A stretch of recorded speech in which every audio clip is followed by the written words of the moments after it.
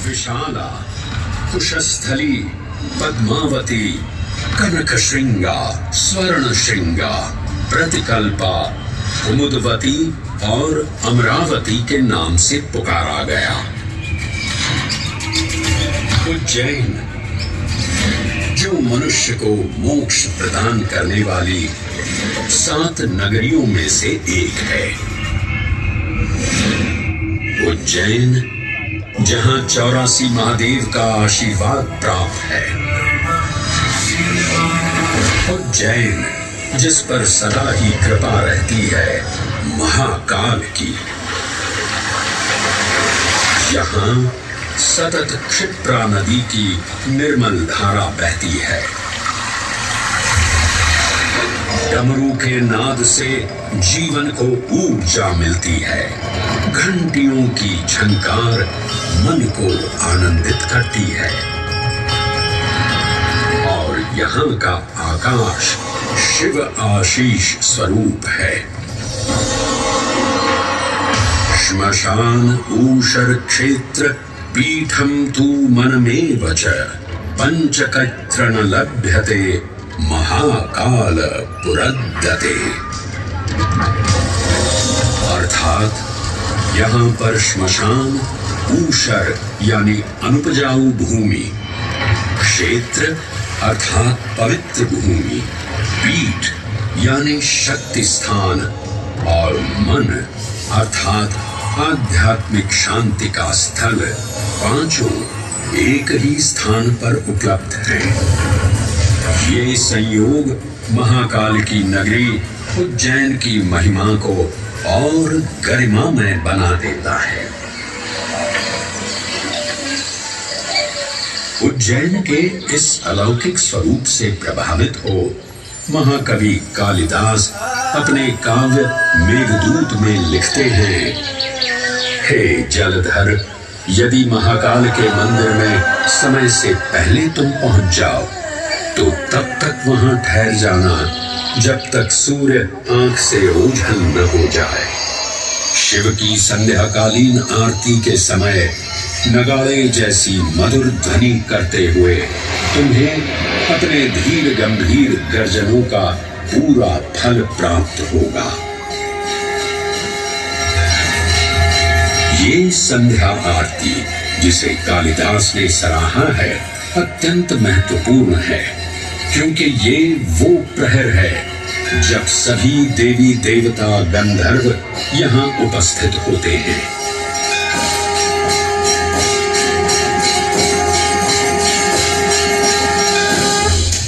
उज्जैन की महिमा अद्वितीय है।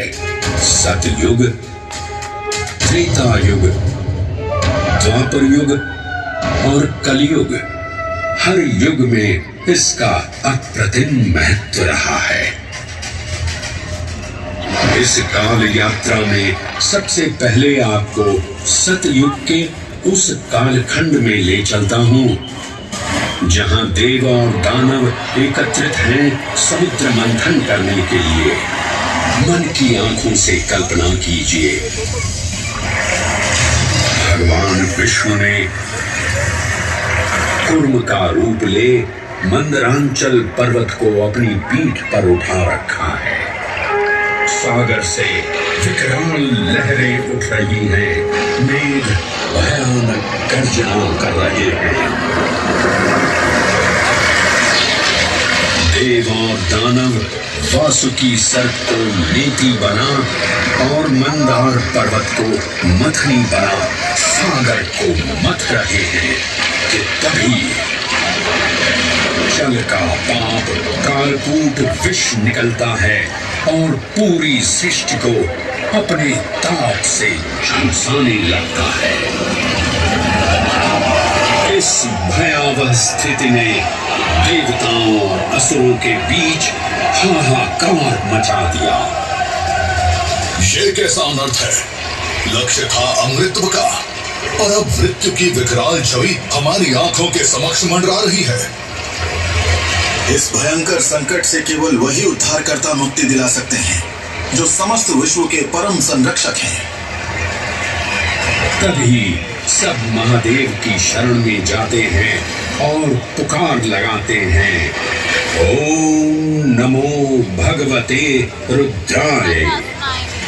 और फिर तुष्टा महादेव भक्तों की गुहार सुनते हैं, कैलाश से उतरते हैं, विष को अपनी अंजुलि में भर अपने कंठ में धारण करते हैं।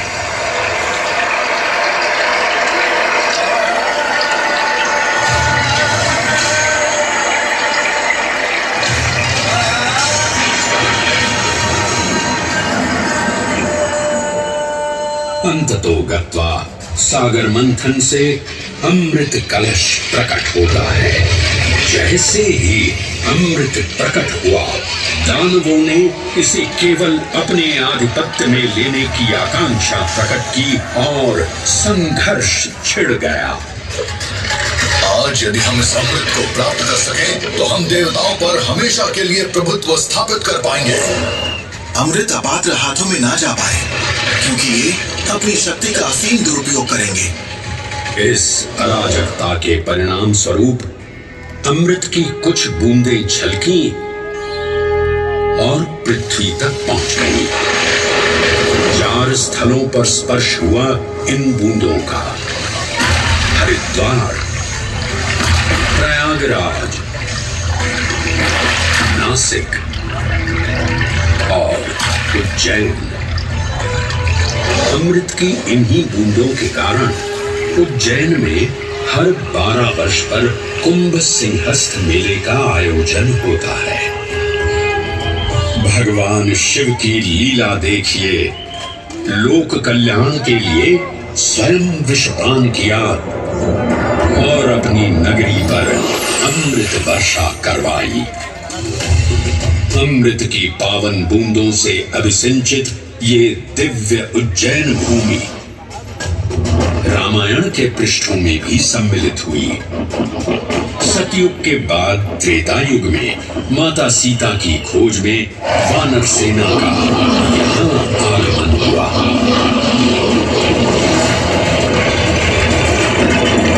समय की इस यात्रा के माध्यम से अब प्रवेश करते हैं वाल्मीकि रामायण के किष्किंधा कांड में।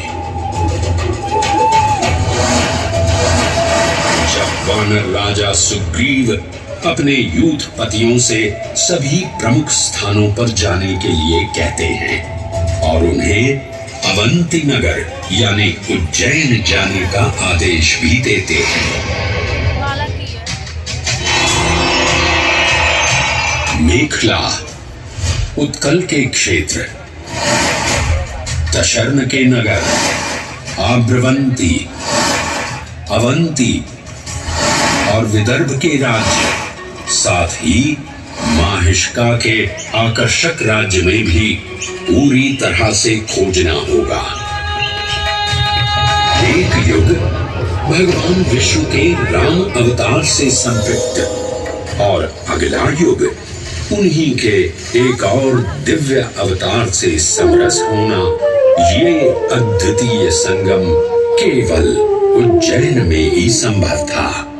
परंतु एक क्षण ठहरिए और ध्यान से सुनिए। ये हैं महाकाल के 1008 दिव्य नाम। हाँ, मैंने काल चक्र को परिवर्तित कर दिया है और अब द्वापर युग का शुभारंभ हो चुका है। विस्मय पूर्ण हो जाएंगे ये जानकर कि महाकाल के इन नामों को स्वयं भगवान श्री कृष्ण ने रचकर पिरोया था। महाकाल सहस्र नामावली की ये अद्भुत रचना उस समय की है जब योगेश्वर कृष्ण, उनके मित्र सुदामा और शेषावतार बलराम ने अवंती नगरी में स्थित सांदीपनी ऋषि के आश्रम में वेदांत दर्शन और शस्त्र विद्या की शिक्षा ग्रहण की थी। कहते हैं कि भगवान श्री कृष्ण को अवंती ने ऐसा मंत्रमुग्ध कर दिया कि यहाँ 64 दिनों तक रुककर उन्होंने 64 विद्याएं और 14 कलाओं का ज्ञान लिया। उज्जैन का संबंध महाभारत से भी जुड़ा हुआ है। इस महान महाकाव्य के वन पर्व में उल्लेख किया गया है कि महाकालेश्वर मंदिर में स्थित कोटि तीर्थ जल का स्पर्श मात्र करने से अश्वमेध यज्ञ के समान फल प्राप्त होता था। और फिर परिवर्तन की इस अनवरत धारा ने एक नई कहानी लिखी। उज्जैन में उदय हुआ